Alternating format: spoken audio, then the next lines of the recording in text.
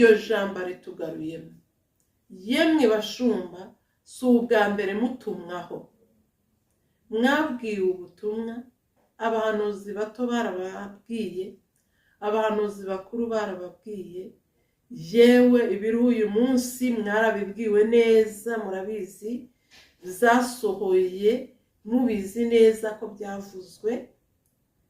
Uyu munsi byakagombye kuba isomo ryo kwiyinira, tukisubiramo, tukajagajaga imitima, tugashakashaka icyo umwami Imana ashaka, tugashakashaka icyo Yesu ashaka muri iyi minsi.